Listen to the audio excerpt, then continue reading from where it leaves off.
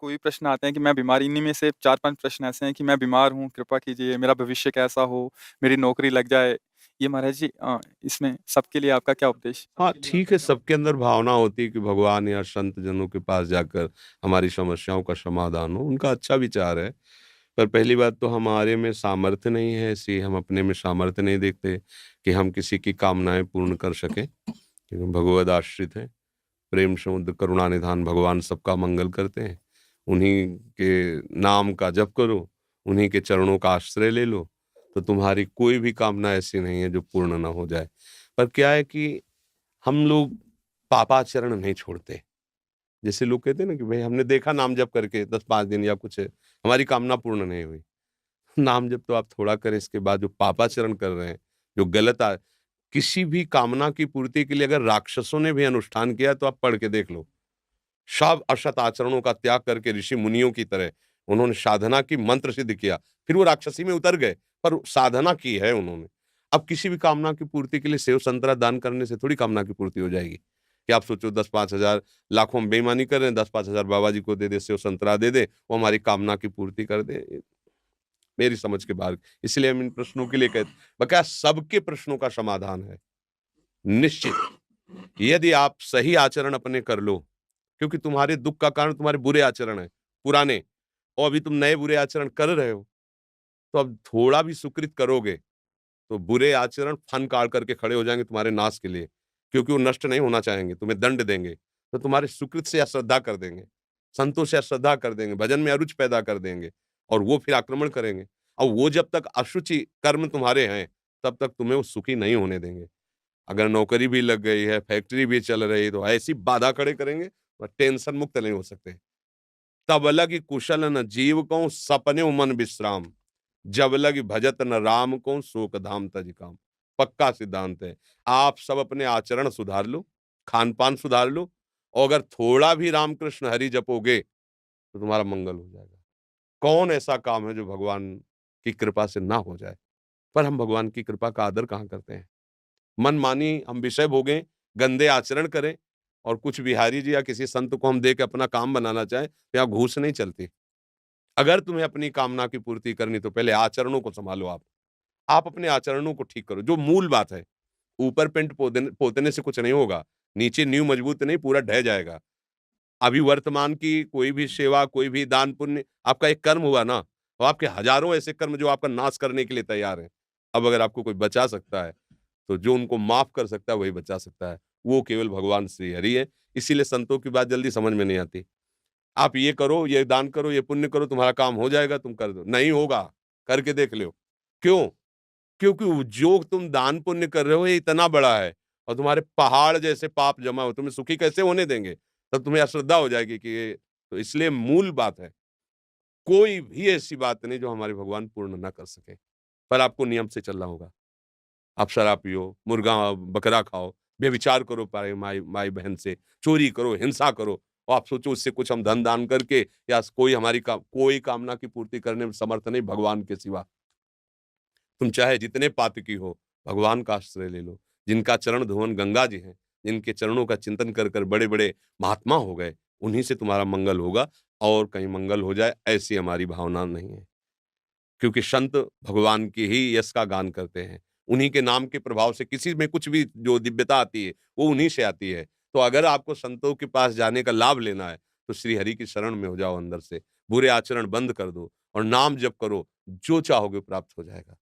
पक्की बात है, अगर ये नहीं तो फिर बात है। नाम जप शुरू करोगे तो पहले नाम जप उनको मारेगा, उन कर्मों को, जो तुमने पूर्व में किए हैं, तुम्हें दुःख देने के लिए तैयार हैं वर्तमान में, उनको नष्ट करेगा।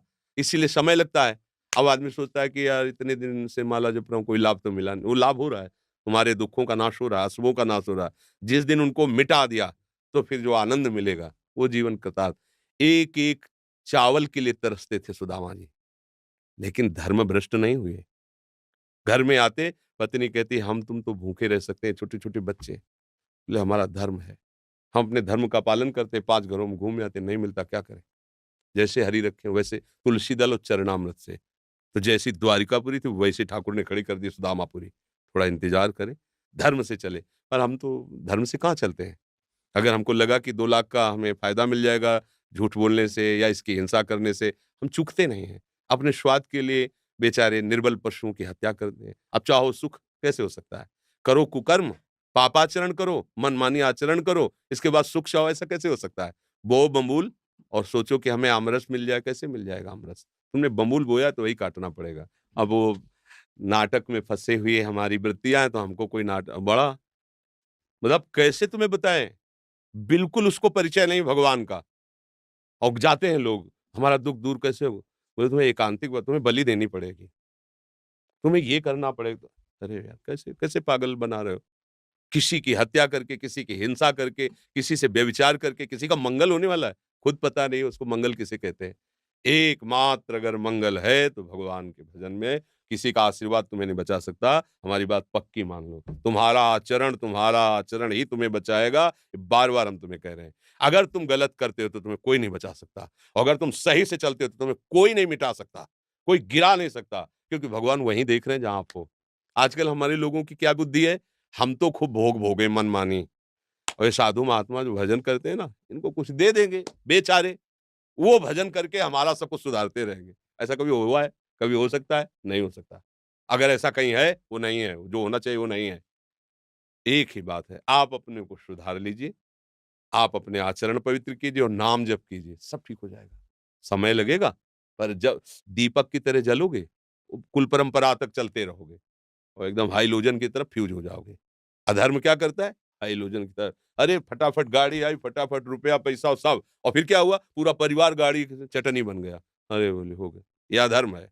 ऐसे ऊपर ले जाएगा तो आपको लगेगा बहुत ऊँचाई पे नहीं, ऊपर से छत से फेंके जाओगे तुम ऊँचाई से। और धर्म से चल रहा है ना, हो सकता है कि उसको घी लगाने को ना मिले रोटी में, लेकिन उसके बच्चे स्वस्थ होंगे। उसका परिवार शांत होगा, आनंद होगा, धीरे-धीरे वो बढ़ेगा। भजन कर रहा है, सत्य से चल रहा है, आज दुखी है, एक दिन वो सुखी हो जाएगा। अधर्म से चल रहा है, पापाचरण कर रहा है, आज वो बढ़िया-बढ़िया तुम्हें दिखाई दे रहा है, एक दिन मिट्टी में मिल जाएगा। अब ये बातें तो चुभने वाली हैं, तो ये बातें सबको पसंद नहीं आती हैं। कितना नाटक है? तुम करो पाप और तुम्हारे को सुख मिल जाए, कैसे हो सकता है भाई, कैसे हो सकता है? बस हम कुछ दे देंगे। अगर साधु तुमसे लेने के लिए चाह कर रहा है, तो तुमसे ज़्यादा गिरा हुआ तो वही बात है ना। तुम उसके दाता हुए, वो तुम्हारा भिखारी हुआ। केवल आचार्यों ने रोटी माँगने का आदेश किया, विरक्त भाव से रोटी माँगकर पेट भर सकते हैं।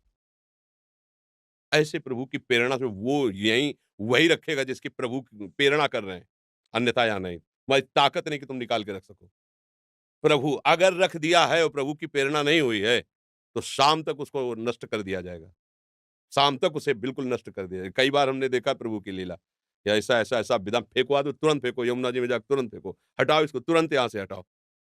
भगवान के आश्रित होने पर ही काम बनेगा, पापाचरण करके ठगा नहीं जा सकता संत महात्माओं को, जो भगवत मार्ग के पथिक हैं। और अगर वो उनको ये है कि आपसे कुछ लेके, तो उनके पास है ही नहीं, कुछ क्या देंगे आपको। कभी भ्रमित मत हो, किसी के आशीर्वाद की इच्छा मत करो। ये बात तुम्हें अच्छी नहीं लगेगी, पर हम बता रहे हैं। अगर आप सच्चे आचरण से चलोगे, नाम जप करोगे, सबकी कृपा आपके ऊपर होगी, आशीर्वाद माँगने की ज़रूरत नहीं। जहाँ पर कृपा राम की होई, तहाँ पर कृपा करे सब कोई। अब तुम करो गंदे आचरण, मनमानी, धर्म विरुद्ध आचरण, और कोई तुम्हें बचा ले? बिल्कुल नहीं। संतों का उपहास किया, पेट में कढ़ाई बाँध करके, द्वारिकापुरी में, उन्हीं के परिवार में, भगवान के। शाप दिया, तुम्हारे कुल का नाश कर, भगवान ने बिल्कुल नहीं मिटाया। किया है उपवास तो भोगो। भगवान हैं, वो ऐसे ज़रा में 1 सेकंड में सब मिटा सकते थे। टाँग पे टाँग चढ़ाए आराम से देखते रहे साहब, मार-मार जाओ। जब वो अपने परिवार के आचरण का जब फल आया तो नहीं बचाया, तो तुम्हें कैसे बचा लेंगे? तुम आचरण सही करो, तब तुम किसी से आशीर्वाद की ज़रूरत नहीं है।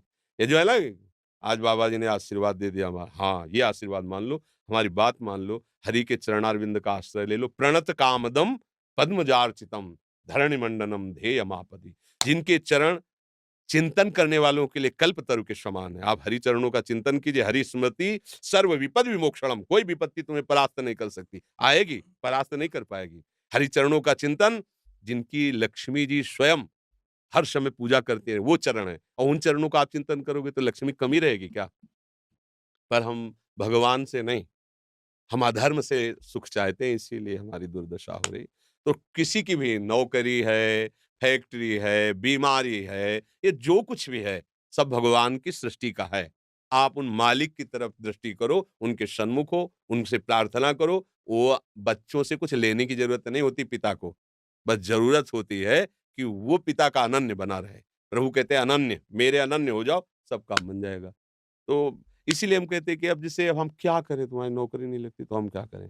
अगर हमारी नौकरी में निष्ठा होती तो हम भी नौकरी करते, बाबा जी ना बनते। अब किसी का ब्याह नहीं हो रहा,